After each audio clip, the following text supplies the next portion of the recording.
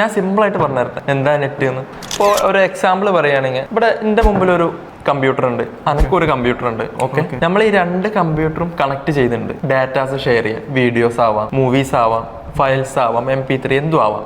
അപ്പോൾ ഇത് നമ്മൾ കണക്ട് ചെയ്ത് കഴിഞ്ഞാൽ നമുക്ക് ഡാറ്റ ഷെയർ ചെയ്യാൻ വേണ്ടി പറ്റും. അപ്പോൾ ഇതൊരു കണക്റ്റഡ് നെറ്റ്വർക്കായി. അപ്പോൾ ഈ ഡാറ്റ മെയിനായിട്ട് ഷെയർ ചെയ്യാൻ വേണ്ടിയിട്ടാണ് നമ്മൾ നെറ്റ്വർക്ക് കണക്ട് ചെയ്യുന്നത്.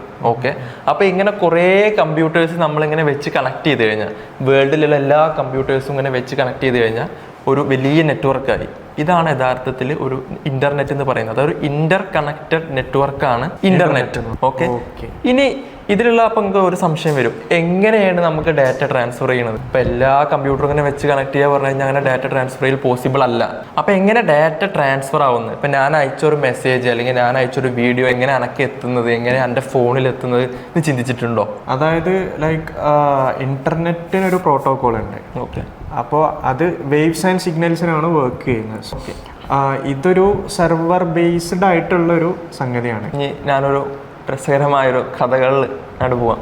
ഓക്കെ,